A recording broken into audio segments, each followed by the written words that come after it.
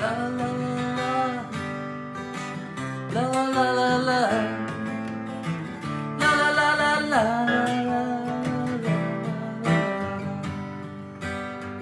La la la la la. La la la la. La la la la la la la la.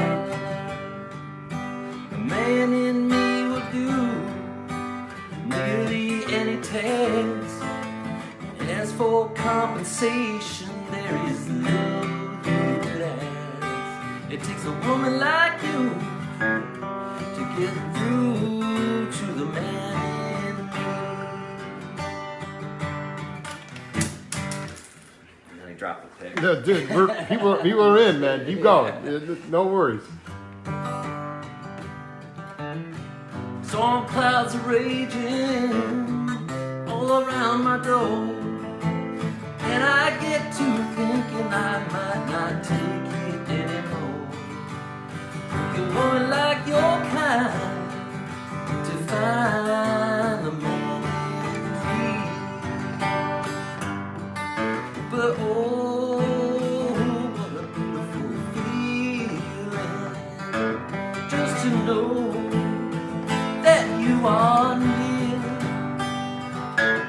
And oh, it gets my heart beating from my toes to my ears. Man, we will hide to keep from being seen, but that's just because he doesn't want to become part of some machine. It takes a woman like you to get through to the man in me.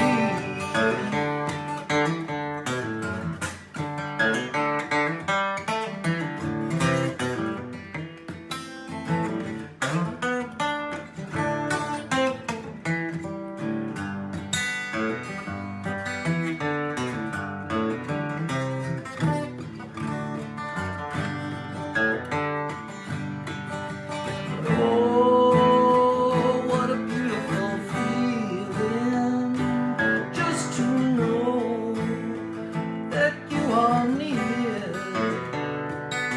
And oh, it sets my heart a-reeling to my toes, to my ears. La la la la la. La la la la la. La la la la la la la la la la la. La la la la la. La la la la la la. La la la la la.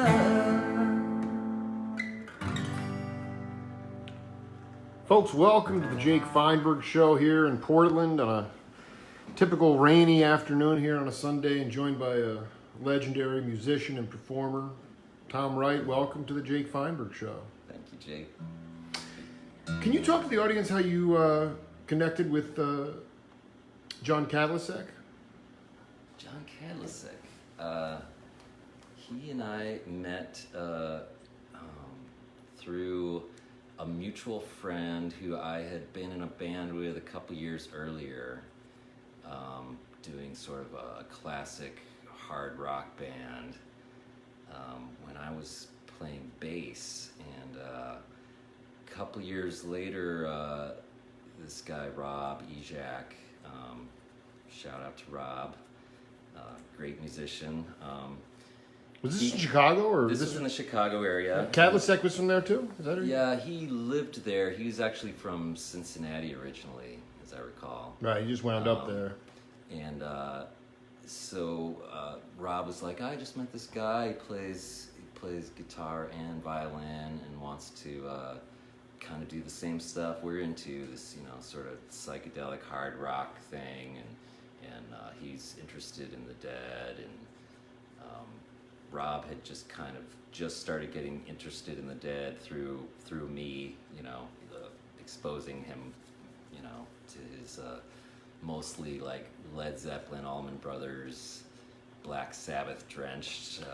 Hard 4/4 rock. Guy. Hard rock. Yeah, so kind of the same thing happened when I met Kadlicek. He was really into, like David Gilmour and Queensryche and I'm sure Jimmy Page and all those classic hard rock cats. And, I started bringing over my bootleg tapes and always being like, hey, let me throw this on for you.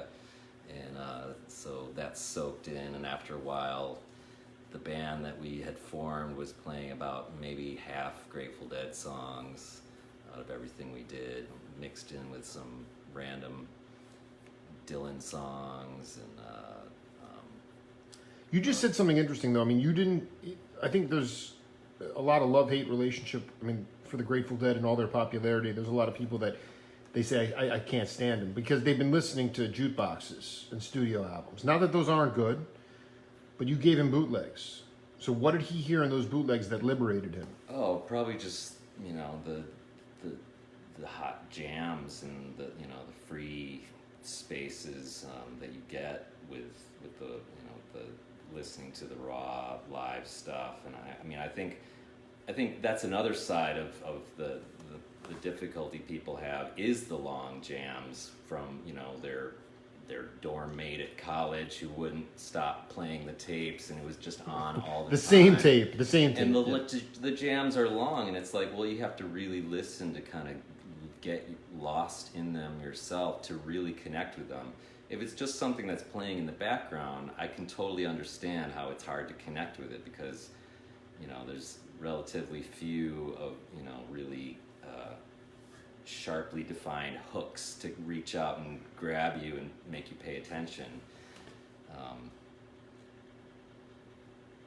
I think that's part of what it is. And I point out the parts that I really loved, that I had already listened to and been like, well, listen to what happens between Phil and Jerry here. Right at this, it's coming. Wait, it's not here yet. Here it's almost there, yeah. And then they'd be like, yeah, that was great. And then bringing that in, and then of course getting to play with it, play with the music yourself. That brings you, extra dimensions of appreciation for what goes into the making of that. I asked you that question because earlier this week, already been a Cosmic Week, but I did a radio interview with John Molo, and through Bruce Hornsby and through a lot of I know you've shared bills with the David Nelson Band, but he talked about John Scofield, who in the last few years has played a lot with Phil, and John made a comment to Molo. Scofield made a comment to Molo. He goes, "I understand the spirit of the Grateful Dead." What did he mean? In your mind, what does that mean? Because what I'm getting at is the Dead don't play jazz. They don't play what Scofield was playing with Miles or anything like that. But it's an energy. It's a vibe. Can you talk about that spirit? In a way, I think it is. I think it's debatable as to whether it's jazz. It's definitely not like traditional jazz, and it's not. Nor is it modern jazz, but it's sort of it's like Americana and like the whole breadth of American music played with with the open mind, the open-mindedness of jazz, and using a lot of things gleaned from jazz knowledge of their instruments. Specifically, Phil and Billy not syncing up, but not having the backbeat being always on the bass drum. They would Billy would turn stuff around, play backbeats on the toms or the. Here's the bottom line: is that, to me, the great drummer Tony Leone, he plays in the Chris Robinson Brotherhood, but he learned under Jackie McLean. Who's a great saxophone player. I'm sure you know who he is. And Jackie used to turn around, and Tony would be working on his facility, his chops. He'd think he'd be knocking it out of the park. And Jackie would turn and say, "Give me all you got, man. Give me all you got." He wanted the spirit. He wanted the energy.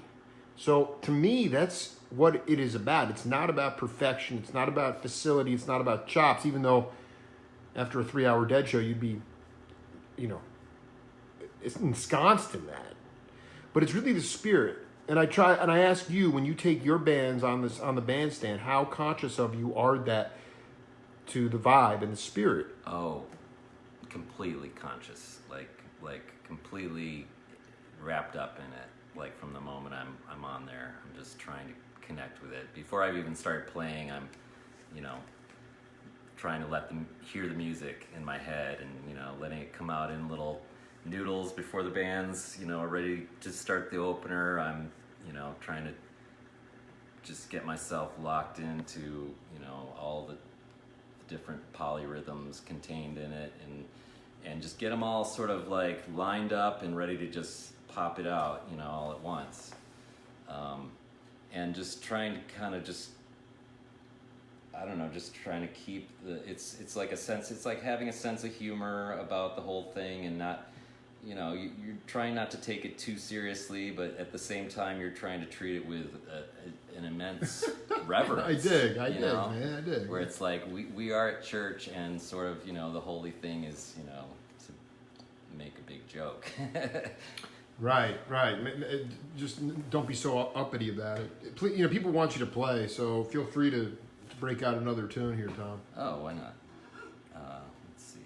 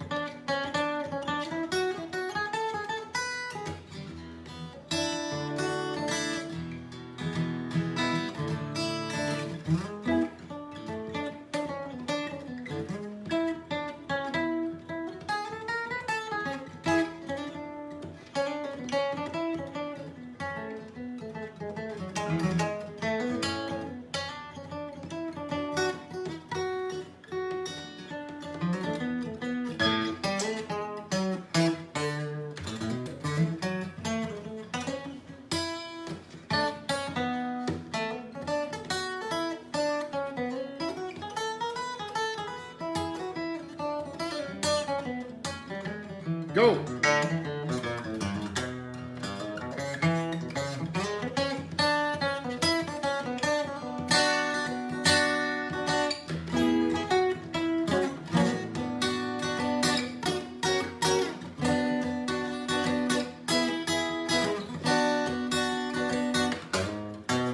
Don't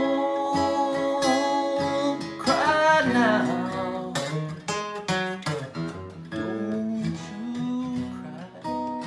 Don't you cry anymore. La la la la. Sleep in the stars. Don't you cry. Dry your eyes on the wind. La la la. La la.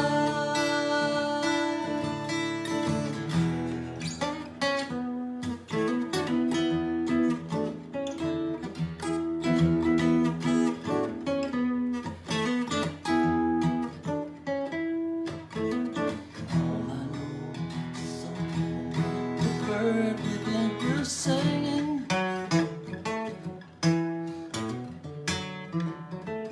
Oh, I know she sang a little while and then flew off.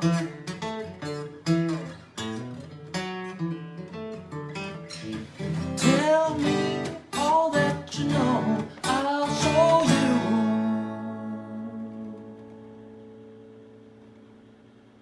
Snow and rain, snow and rain, snow and rain, snow and rain.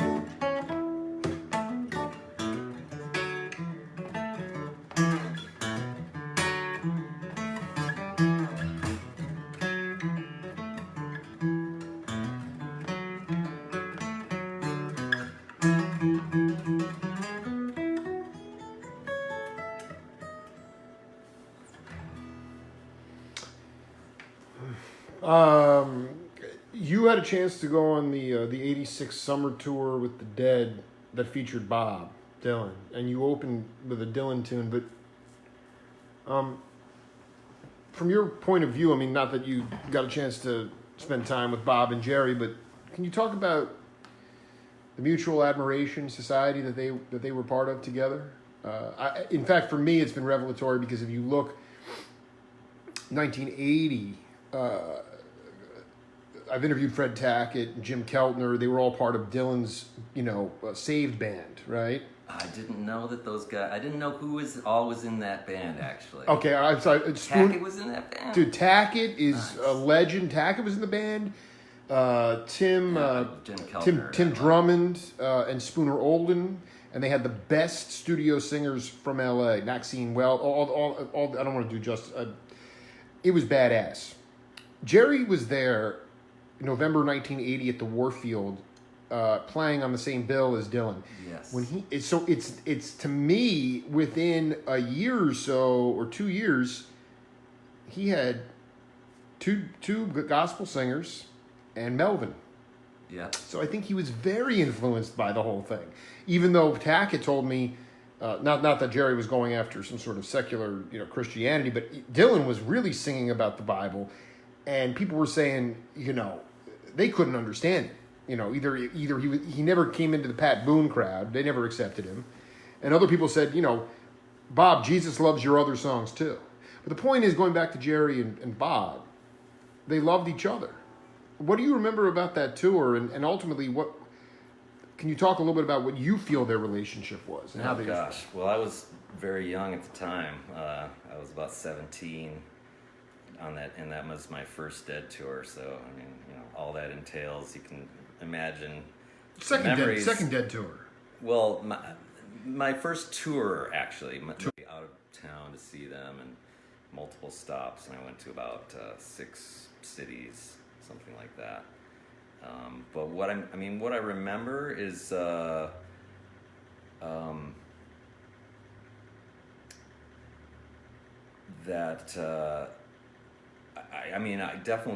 I remember Petty seeming extremely, just over the moon about being Bob's backup band. That's right, dude. That was a burning band. I forgot that they were together. Yeah.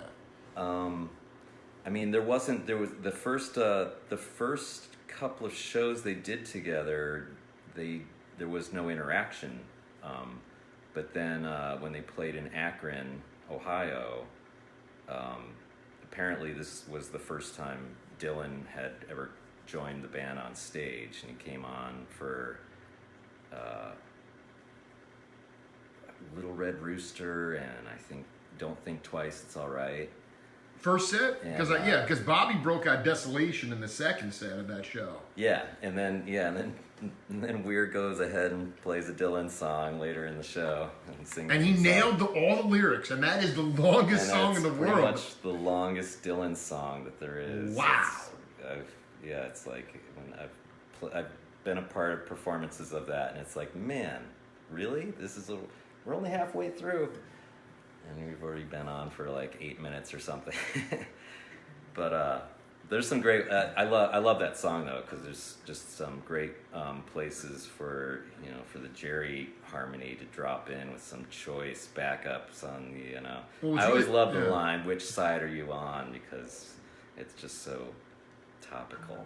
Well, and the irony there is that Jerry was sick, getting very ill, and actually, in that performance, he actually left the stage. It was Brent, Phil, Bobby doing Desolation, and the drummers.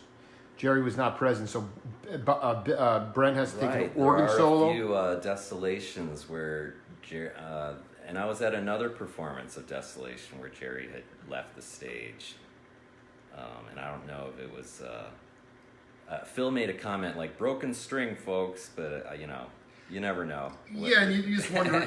But what's interesting is that after Jerry came out of his coma, then they went on tour together. Did you go on that '87 tour when he actually was, when the Dead were his band? I went on the '87 tour, but I didn't make it to any of the Dylan ones of that tour. I only went to a few of the.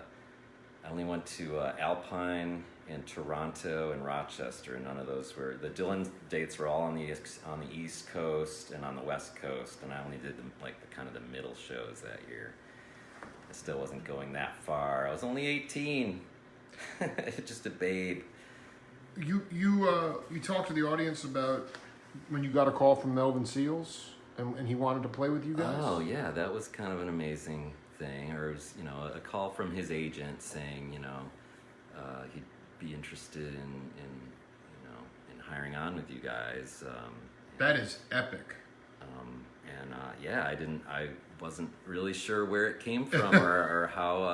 I'm not sure if I ever found out who. If somebody referred me to him. I have a few kind of people in mind to possibly thank sometime later down the road, but yeah, I was thinking, yeah, I've wanted to do that for years. I've known a couple other friends who've had him play with them and wondered, gosh, how does that happen?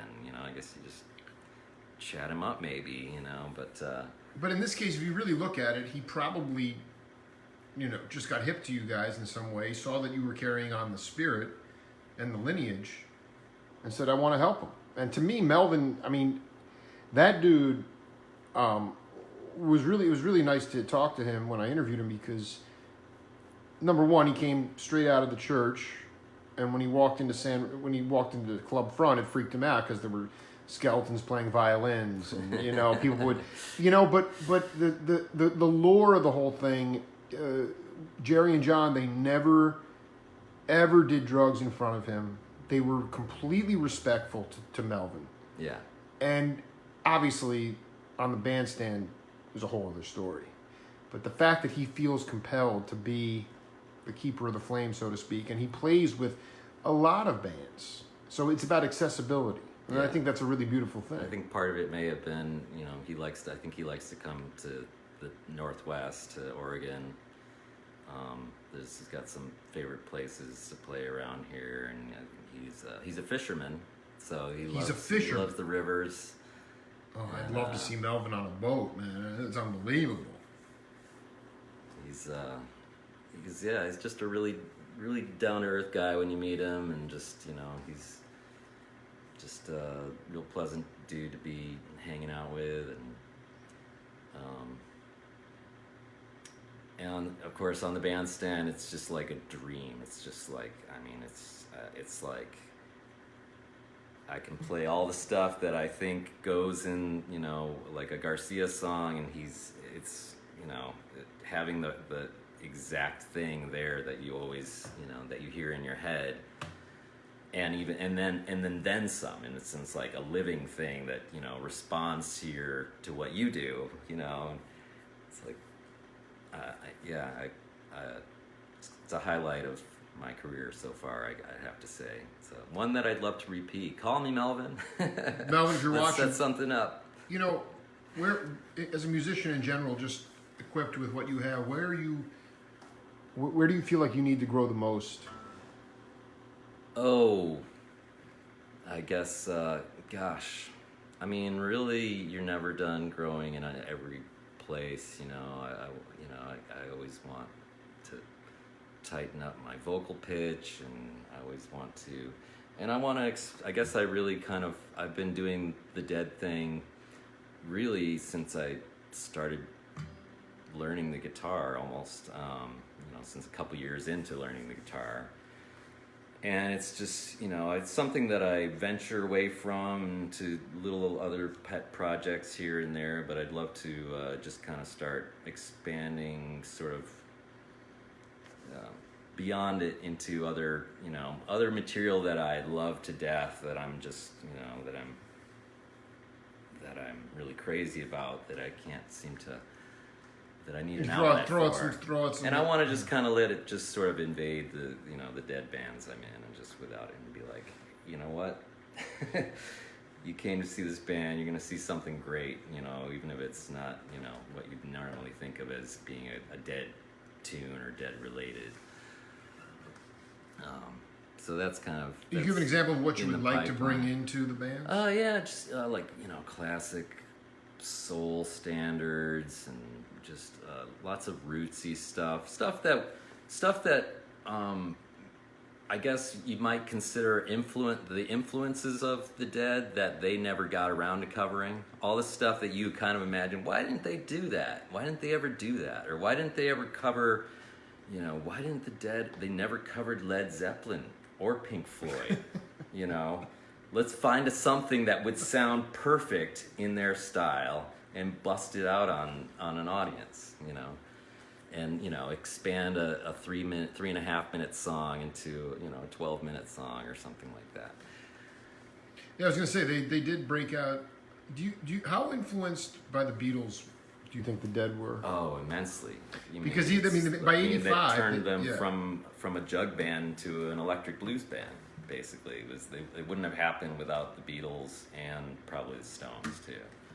Right, and it's specifically like the feel of the music too. I mean, Ringo's drumming it's all feel. I mean, the whole thing is, so it's lyrics, it's plugging in, it's feel.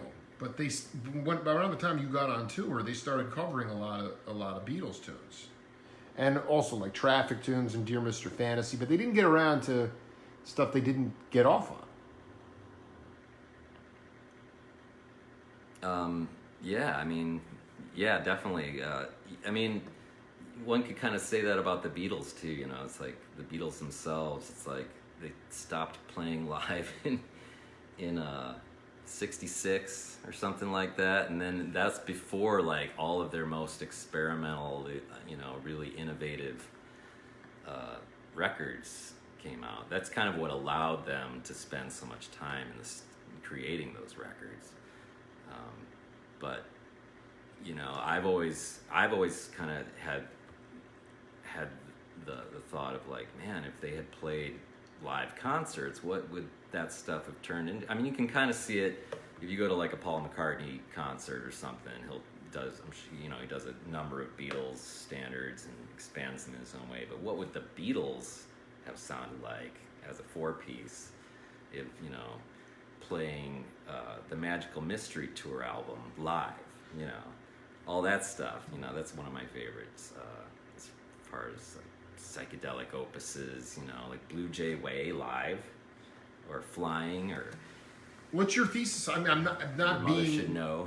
not being a Beatles aficionado. Why didn't they take it on the road? Was it just band dynamics, or they just felt more comfortable in the studio? Or? I think it was they had their fill, and the crowd control was like in its infancy, and people, they'd have people popping up in their hotel rooms and following them, chasing them, and literally like the scene from Hard Day's Night where they're that's all based on real life for them. And I think it was just the fame was just out of control, and they weren't able to they were able to do so much more just by holding up in the studio with George Martin, and came up with all this influential, incredible stuff like Sgt. Pepper's and the White Album, Abbey Road.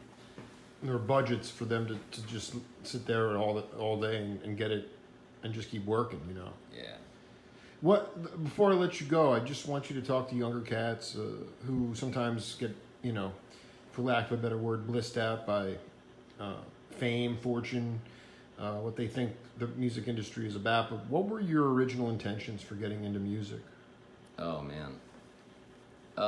Really just to get a chance to play the music, to get inside it and, kind of have it as a playground to, with other like-minded people, with a small group of like-minded people, and, and then realizing as I got into that, that more of that comes out when you play in front of people, so I've always, I guess, always wanted to play in front of people to a decent-sized crowd. I never wanted to really get into like the mega stardom or anything like that, or the lifestyle.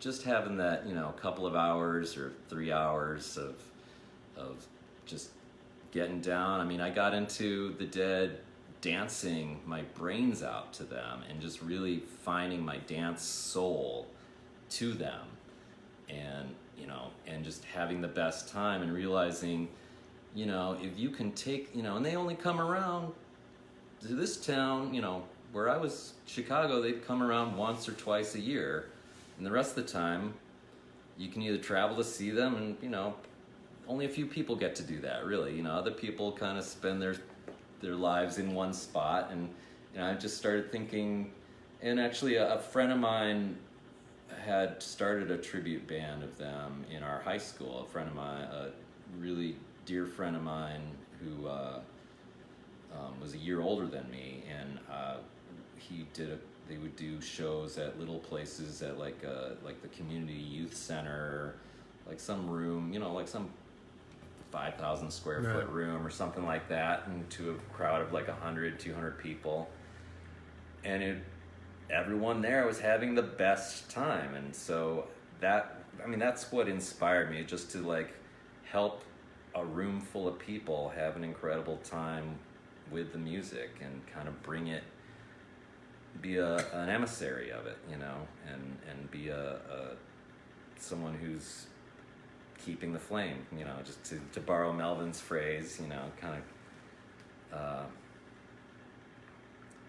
just pretty much nothing more than that. I dig, man. Well, it was quite an honor. You want to finish with a tune? Sure. Gosh, I don't know what else I had in mind. I guess I'll do another Dead tune.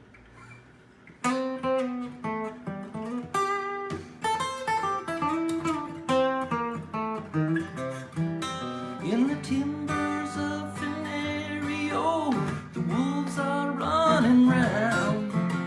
The winter was so hot and cold, froze 10 feet beneath the ground. Don't murder me, I beg of you, don't murder me.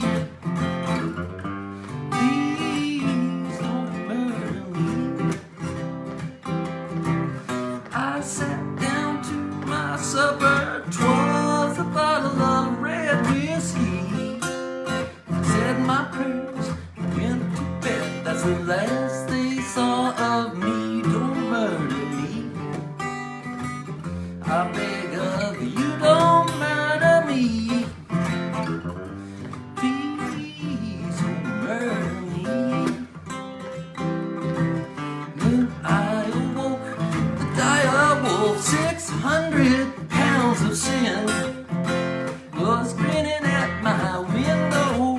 All I said was, come on in, don't murder me. I beg of you, don't murder me. Please don't murder me. The wolf came in, I got my cards, we sat down for a game.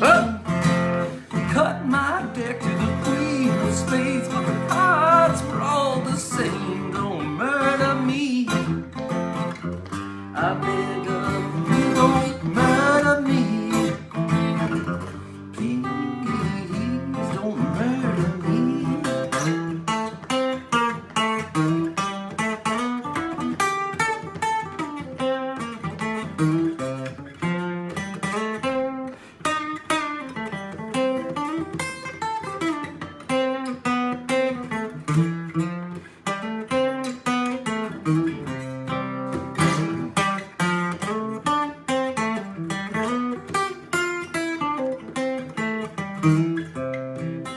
In the backwash of an area, the wolves are running wild.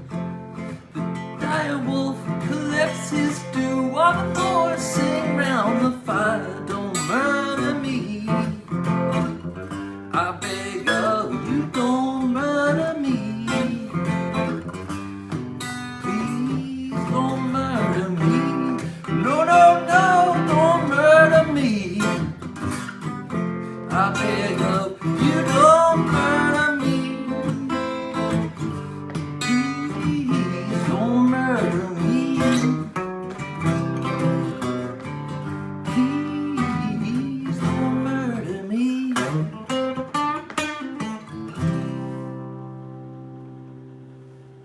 Tom Wright, thank you, my brother, for being Thanks. part of the program today. It was a great hang.